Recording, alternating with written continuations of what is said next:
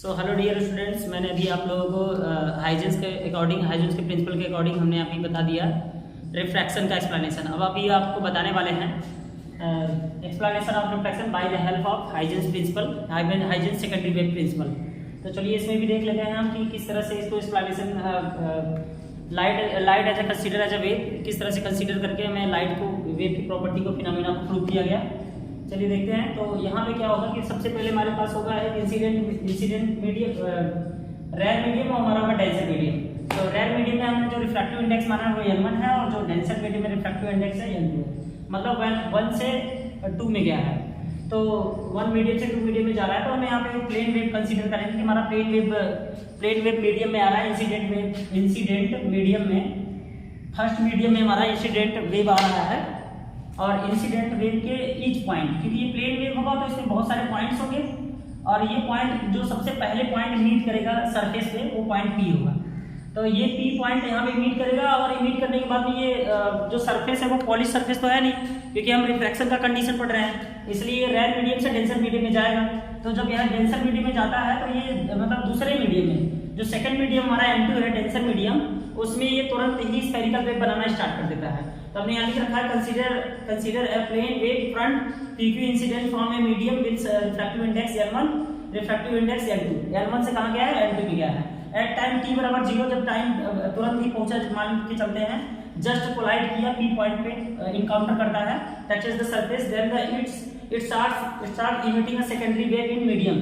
तुरंत यहाँ से ये हमारा प्राइमरी वेव था और सेकेंडरी वेव मीडियम में स्टार्ट कर देंगे बनने। और सेकेंडरी वेव के जो पॉइंट्स होते हैं वो छोटे छोटे पॉइंट्स होते हैं। तो मैंने बताया था वेव फ्रंट की थ्योरी में कि अगर छोटे छोटे जो हमारे वेव के पॉइंट्स होते हैं वो स्फेरिकल वेव जनरेट करते हैं अपने में से, और कुछ समय बीत जाने के बाद में अगर उन पर हम टेंजेंट लाइन ड्रॉ करें तो हमारे एक नए वेव फ्रंट को बताता है, और जो हमारा नया वेव फ्रंट होगा वो वही हमारा रिफ्रैक्टिव इंडेक्स होगा। तो एक्चुअल में मैं इसको थोड़ा सा शॉर्टकट तरीके से बनाया हूँ, तो आप लोग भी इसी तरह से बनाने की कोशिश करेंगे, क्योंकि अगर आप इसको पहले ही टेंजेंट लाइन ड्रॉ करके और इस पर आप स्फेरिकल वेव ड्रॉ करते हैं तो आपका जो भी डायग्राम बनेगा वो कॉन्सेप्ट के अकॉर्डिंग अच्छा बनेगा और सही बनेगा। इसलिए मैंने पहले से ही टेंजेंट लाइन ड्रॉ कर दिया है। अब सबसे पहले ये पॉइंट यहाँ मीट करेगा तो ये अपने में से स्फेरिकल वेव जनरेट करेगा। तो सबसे पहले मैं यहाँ पे स्फीयर बनाऊंगा इस तरह से, फिर ये वाला पॉइंट यहाँ पहुंचेगा और ये अपने में से स्फीयर बनाएगा, फिर ये वाला पॉइंट यहाँ पहुंचेगा और ये तुरंत स्फेरिकल वेव जनरेट करेगा, फिर ये वाला पॉइंट यहाँ पहुंचेगा और स्फेरिकल वेव जनरेट करेगा। और इस तरह से जब ये स्फीयर बन जाएंगे तो हम यहाँ पे Q से लेके R तक की एक टेंजेंट लाइन ड्रॉ करेंगे और ये टेंजेंट लाइन सभी स्फीयर को टच कर रहे होंगे, जो कि हम टेंजेंट लाइन कहेंगे। और ये हमारा टेंजेंट लाइन क्या शो कर रहा होता है? New wave front. एक्चुअल में ये हमारा क्या दिखाई दे रहा है? ये हमारा न्यू वेव है, न्यू वेव फ्रंट है। और ये न्यू वेव फ्रंट को ही हम क्या बोलेंगे? रिफ्रैक्टिव इंडेक्स, ठीक है ना, रिफ्रैक्टेड रे, ठीक है ना। ये हमारा क्या है? रिफ्रैक्टेड रे है, ठीक है ना, अपवर्तित तरंगाग्र, ठीक है ना, जो हमें हिंदी में बोलेंगे अपवर्तित तरंगाग्र, न्यू वेव फ्रंट। तो इस तरह से हमने डायग्राम को सेटअप कर लिया। और यहाँ पे एक बात और समझने की बात होगी कि जितने टाइम में Q से R तक पहुंचा होगा वेव, जितने टाइम में Q से R तक वेव पहुंचा होगा, कोलाइड किया होगा, इंसिडेंट किया होगा, उतने ही समय में P से S तक ये रिफ्रैक्ट हुआ होगा। टाइम दोनों का सेम लग रहा होगा, बट इन दोनों का एक चीज अलग होगा, जो है स्पीड। अगर हम रेयर मीडियम में बात करें तो रेयर मीडियम में जो वेव की स्पीड होगी या जो लाइट की स्पीड होगी वो एक्चुअल में ज्यादा होती है, और डेंसर मीडियम में लाइट या वेव की स्पीड क्या होती है? स्लो होती है। तो यहाँ हम मान सकते हैं कि पहले की स्पीड जो होगी वो v1 होगी और दूसरे की स्पीड v2 होगी, बट इनके टाइम का जो रेशियो होगा, जो टाइम होगा, वो टाइम सेम समय में पहुंच रहे होंगे। मतलब इनके टाइम का रेशियो सेम होगा, स्पीड अलग होगी, क्योंकि रेयर मीडियम में स्पीड ज्यादा होती है और डेंसर मीडियम में स्पीड कम होती है। तो हम बात कर सकते हैं कि यहाँ का जो डिस्टेंस है वो d1 बराबर v1/t है, और यहाँ का जो डिस्टेंस है P और S का जो डिस्टेंस है d2 = v2/t है। तो हम चलिए यहाँ पे लेट्स इसको डेरिवेट कर लेते हैं। बाकी आप इस थ्योरी के बगल में हाइजेंस प्रिंसिपल लिख सकते हैं। अगर आपको ये चीजें थ्योरेटिकल लग रही है और लिखने का मन ना कर रहा हो तो सीधा आप हाइजेंस का प्रिंसिपल यहाँ पे मेंशन कर सकते हैं, और आप बता सकते हैं प्लेन वेव आया, फिर वो रेयर मीडियम से डेंसर मीडियम में गया, और इस तरह से वो स्फेरिकल वेव जनरेट किया, कुछ समय बाद उस पर टेंजेंट ड्रॉ किया और वो tangent line new wave front को बताई, और न्यू वेव फ्रंट हमारा रिफ्रैक्टेड वेव था, ठीक है ना। तो हमारा इस तरह से डायग्राम सेटअप हो जाएगा।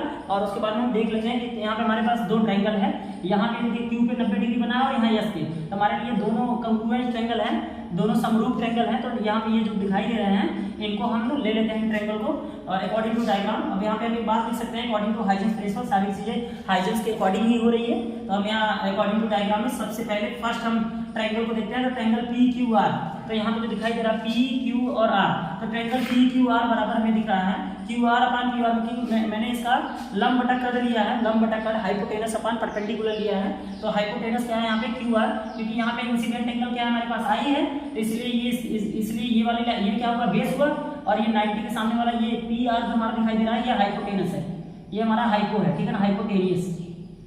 तो ये हमारा हाइपोटेनियस है। तो हमने कहा भाई ये अगर ये यहाँ पे एंगल बना है तो ये वाला हमारा पी क्यू क्या होगा बेस होगा, और हमारा पी आर क्या होगा हाइपोटेनस होगा, और क्यू आर क्या होगा हमारा लंब होगा, जिसे हम परपेंडिकुलर कह सकते हैं। तो हमने कहा परपेंडिकुलर अपन हाइपोटेनस, तो Q R upon P are, Q R upon P R. तो हमने पहले वाले ट्रायंगल से साइन ले लिया, और साइन बराबर होता है लंब बटा कर्ण, तो हमने लंब ले लिया और लंब बटा कर्ण ले दिया, हाइपोटेनस परपेंडिकुलर अपान हाइपोटेनस। और क्यू आर की वैल्यू जो थी वो d1 था, तो हमने यहाँ पे मेंशन कर दिया d1 अपान पी आर। ये क्वेश्चन नंबर 1 बनाया मैंने। उसी तरह से हम दूसरे वाले ट्रायंगल में जाएंगे जो हमारे डेंसर पीडी में ट्रायंगल फॉर्म हो रहा है। तो डेंसर पीडी में हमारा ट्रायंगल फॉर्म हो रहा है पी, ठीक है ना, टी एस और आर। तो एस पे हमारा 90 डिग्री बन रहा है। तो यहाँ पे चलिए साइन आर हम देख लेते हैं कि अगर हमारा यहाँ पे इंसिडेंट ये वेव है, तो जो डेंसर पीडी में हमारा जो न्यू वेव फ्रंट बना है उसके साथ जो एंगल होगा वो रिफ्रैक्टेड होगा, रिफ्रैक्टेड। तो यहाँ पे हमें आर एंगल बनाना होगा, यहाँ पे हमें क्या बनाना होगा आर, क्योंकि हमारा रिफ्रैक्टेड शो कर रहा है, रिफ्रैक्टेड एंगल। तो यहाँ पे साइन आर इक्वल टू हो जाएगा हमारा लंब बटा कर्ण, इसके लिए भी लंब बटा कर्ण लेंगे, हाइपोटेनस अपान परपेंडिकुलर। तो इसके लिए देखिए ये 90 डिग्री है, तो इसके जस्ट सामने वाला परपेंडिकुलर ही होगा, परपेंडिकुलर दोनों के लिए सेम है, दोनों ट्रायंगल के लिए। और चलिए बेस इसका देख लेते हैं। तो बेस हमारा भाई जो इसके बगल में होगा ये हमारा एस आर बेस है, तो इसका परपेंडिकुलर कौन होगा पी और एस। तो perpendicular P S upon hypotenuse, hypotenuse P और आर। तो परपेंडिकुलर लंब बटा कर्ण P S upon P R, P S upon P R. तो हमारा पी एस क्या है, पी एस तो हमारा डिस्टेंस था d2, तो d2 बटे पी आर। तो इक्वेशन नंबर 2 हो गया। और अकॉर्डिंग टू हमें तो प्रूव करना है कि भाई रिफ्रैक्शन हमें प्रूव करना है। तो रिफ्रैक्शन में हमने देखा था कि लॉज ऑफ रिफ्लेक्शन में जब लाइट का फिनोमिना हम लोग पढ़ रहे थे रे ऑप्टिक्स में, तो जो रिफ्रैक्शन होता है, रिफ्रैक्शन के फिनोमिना में अगर हमने स्नेल का लॉ प्रूव कर पा रहे हैं, sine i will be equal to sine r, sine i upon sine r equal to always constant, equal to constant, ठीक है ना, इक्वल टू रिफ्रैक्टिव इंडेक्स। और ये रिफ्रैक्टिव इंडेक्स अगर हम ये प्रूव कर पा रहे हैं तो एक्चुअल में हमारा रिफ्रैक्शन का फिनोमिना कंप्लीट हुआ bye the help of wave optics, ठीक है ना। चलिए अब देख लेते हैं यहाँ पे। तो साइन आर हमारा d2 अपान पी आर हो गया, और d2 अपान पी आर। और इक्वेशन 1 और इक्वेशन 2 को हम अगर डिवाइड करें तो साइन आई बटे साइन आर बराबर ये पी आर कर्ण सेम थे, इसके कर्ण सेम थे, हाइपोटेनस सेम थे, तो दोनों कट जाएंगे और d1 अपान d2 बचेगा। और d1 अपान d2 का एक्चुअल में हम लिख सकते हैं v1 अपान t, v1 अपान t, और दूसरे को क्या लिख सकते हैं v2 अपान t। तो v1 अपान t और v2 अपान t में t कैंसिल आउट हो जाएगा, तो हमारे पास बचेगा v1 अपान v2 बचेगा, v1 अपान v2। तो हम लिख सकते हैं कि साइन आई बटे साइन आर बराबर v1 अपान v2। v1 अपान v2 जो होता है वो n2 अपान n1 के बराबर होता है। ये एक्चुअल में जब भी यहाँ v1 का रेशियो होगा और v1 अपान v2 होगा, तो जो हमारा रिफ्रैक्टिव इंडेक्स होता है वो n2 बटे n1 होता है। और यही हमारा स्नेल का लॉ था जो कि हमने इसे प्रूव कर दिया bye the help of Huygens secondary wave theory, ठीक है ना। तो हमने वेव ऑप्टिक्स में 2 चीज़ों का एक्सप्लेनेशन कर दिया है, रिफ्रैक्शन एंड रिफ्लेक्शन। तो आप इन दोनों को अच्छे से समझ लीजिए और इसको नोट डाउन कर लीजिए।